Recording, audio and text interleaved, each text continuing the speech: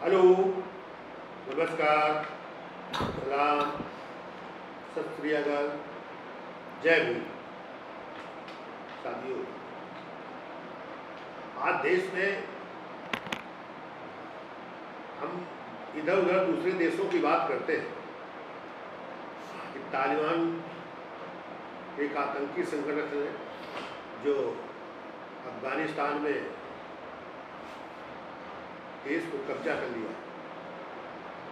लेकिन हम देश में जब देखते हैं, नजर डालते हैं, तो चूंकि तालिबानी का मतलब है शिक्षार्थी, ज्ञानार्थी, जो शिक्षा युक्त है, जो पढ़ने वाले छात्र हैं, उनका एक संगठन है जिन्हें तालिबान जो तालिबानी जो होते हैं, जो एक अरबी शब्द है। लेकिन तो आज जो ज्ञानार्थी है, जो भारत में ज्ञानार्थी हैं, जो बड़ा ज्ञानी अपने को समझते हैं, तो आज उनका एक ये देश में जो कहर चल रहा है, उस बात को जो एक दूसरे के खिलाफ या देश को एक विशेष व्यवस्था में लाने के लिए इस देश में लोगों को हकों से बाहर करना, लोगों को शिक्षा से बाहर करना, लोगों को नौकरी से या उसमें काम से, साझेदारी से बाहर रखना, ये जो स्थिति पैदा है, और उसे वो ये एक साकार रूप दे रहे हैं कि नहीं, यही इंसानियत है, मानवता है।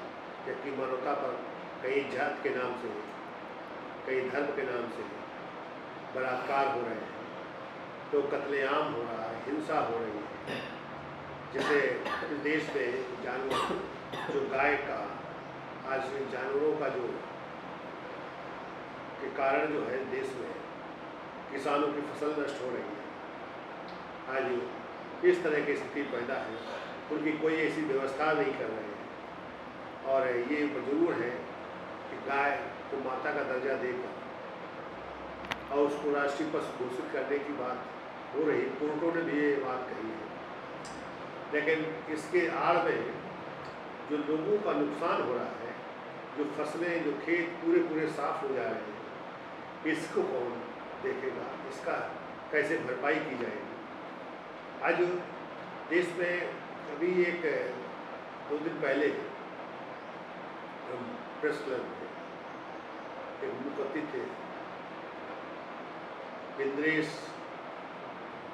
जी के उसमें कार्यक्रम में थे, तो उसमें सारी बात कह गए। उसमें एक वक्ता दीपक कबीर थे, जो इस देश के हालातों पर बात कही कि नहीं, जब तक ये आज़ादी नहीं होगी, जब तक इस देश में हिंसा नहीं जाएगी, तब तक ये आंदोलन हम करते रहेंगे। तो बात बड़ी सही थी। दूसरी तरफ जो उनका था, उसको आंदोलनों जो हिंसा से नकार रहे कि यहाँ हिंसा नहीं है, यहाँ दूसरे देश में हो रही है, या इस तरह से जो है जो मुस्लिम के मौलानाओं से या उनके द्वारा जो किया जाता है, तो इसको बात को तुरंत पलट दे रहे हैं। वो उस हकीकत पर नहीं जा रहे कि जो उनके द्वारा किया जा रहा है, जो मामलंचिंग हो रही है, जो हिंसा हो रही है, जो बलात्कार हो रहे हैं, और यहाँ तक कि सरकारें तक भी जो है उसका समर्थन कर रही है बलात्कारियों का। तो ये स्थिति कैसे ठीक होगी? और ये ठीक है, उनको तो करना नहीं है, या चूँकि वो इस तरह से जो ज्ञानार्थी हैं, जो तालिबानी के शक्ल में हिंसक के रूप में काम कर रहे हैं, वो तो नहीं ठीक करेंगे। और वो जरूर है भावना भरते हैं, राष्ट्र की बात करते हैं, लेकिन क्या राष्ट्र इसी तरह होगा? भेदभाव का राष्ट्र होगा? क्या जाति से भरपूर होगा? क्या ये देश में जो है एक दूसरे के खिलाफ होगा? क्या लोकतांत्रिक व्यवस्था नहीं लागू होगी? लोकतांत्रिक व्यवस्था अगर लागू है, अगर लागू करना है, तो क्या सरकार बनाने तक ही रहेगी? सरकार बनाने के बाद लोकतांत्रिक व्यवस्था खत्म कर दी जाएगी? लोकतांत्रिक व्यवस्था सरकार बनने के बाद खत्म हो जा रही है। आज लोकतांत्रिक व्यवस्था अगर होती तो इस देश में इस तरह की वारदातें ना होती, क्योंकि हर स्तर पर प्रतिनिधित्व होता, जब वो न्यायालय में भी होते, जब प्रशासन में भी होते, जब कल कारखानों में होते, जब प्राकृतिक संसाधनों में होते, तो फिर इस देश में जो इस तरह से मानव विभेद या मानव के प्रति उपेक्षा या मानव के प्रति हिंसा जो हो रही है, तो ये ना होगी। ये इसको अगर रोकना है तो इस देश में प्रतिनिधित्व को लाना जरूरी है। हर स्तर पर प्रतिनिधित्व आएगा। आप अलग अलग तरीके से अलग अलग मंचों से ये बात उठा रहे हैं, लेकिन आप संयुक्त होकर ये बात करना। आज तमाम देश में पार्टियां हैं, जो पार्टियां सब उसी बात को अलग अलग मंच से और सब अपने को श्रेष्ठता में लाना चाह रहे हैं। सब इस देश में उस व्यवस्था को अंगीकार करने जा रहे हैं, अंगीकार कर रहे हैं। और इसलिए लोगों से मैं जो उपेक्षित है, जो इसके संघर्ष कर रहे हैं, चाहिए कि उन्हें एक साथ खड़े होकर अपने संघर्ष लड़ाई लड़े, जिससे कि इस देश में प्रतिनिधित्व कायम हो और इस देश में ये इस तरह से मानव हिंसा है, बलात्कार है, ये तमाम तरह के जो अधिकार से वंचित किए गए हैं, इससे निजात मिले। तभी यह देश सबका भारत, मजबूत भारत बन सकता है। आओ हम सब मिलकर एक साथ लड़ें और अपने अधिकारों को लें, तब ये देश मजबूत भारत बनेगा। आज विश्व गुरु की कल्पना तो करते हैं, लेकिन विश्व गुरु उन स्थितियों में थे जब इस देश में बौद्धिज्म था, जब इसमें भाईचारा था, जब एक दूसरे के साथ हम लोग थे, तभी इस देश में विश्व गुरु का स्तर था। और ये विश्व गुरु का अगर संकल्प है, अगर विश्व गुरु के स्तर पर पहुंचना चाहते हैं, तो इस देश के अंदर जो बाहर कहते हैं हमें युद्ध नहीं बुद्ध चाहिए, तो फिर देश के अंदर बुद्धिज्म को स्थापित करना होगा, अर्थात भाईचारा को स्थापित करना होगा। अगर भेदभाव को खत्म करना होगा, हम मानव हिंसा को खत्म करना होगा। आज ये देश में मानव हिंसा को जो प्रबल किया जा रहा है, जो उनको समर्थन दिया जा रहा है, जो आज बलात्कारियों को समर्थन दिया जा रहा है, इससे हमें निजात पानी होगी, तभी यह देश मजबूत भारत बनेगा। और ख़ास तौर से वो इस व्यवस्था को लाने की इच्छुक नहीं है, ना ही वो व्यवस्था को लाएंगे, ये आप सबको करना होगा। अगर मिलकर भागीदारी के सिद्धांत से आप इस देश में अपने लड़ाई लड़ें, तो अपने सब अधिकार, जैसे जो एक मानक बना लें कि भाई अगर इसको लागू करना है जो कानून व्यवस्था, तो मानक रहे। जैसे आज कुछ आप में रखे गए हैं लोग, तो उसमें जैसे आशा बहू है, उसको 1500, चौकीदार है 1500 है, तो इस तरह की जो व्यवस्था है, तो उसको ठीक करना है तो एक मानक हो, न्यूनतम एक स्टेज होनी चाहिए कि इतना वेतन उनको मिलना चाहिए।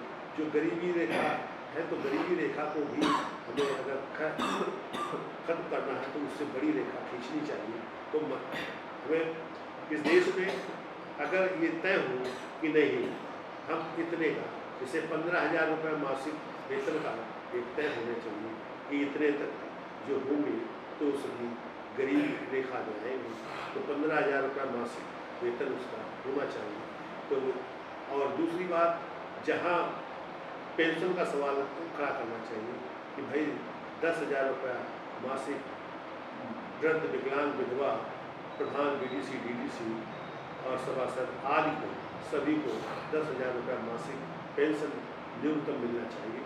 और इस तरह की जो व्यवस्था अगर लाएंगे, तो इस देश को एक नई पहल होगी और सब न्याययुक्त होंगे, सबके चेहरे पर मुस्कुराहट होगी, सब काम से लगेंगे।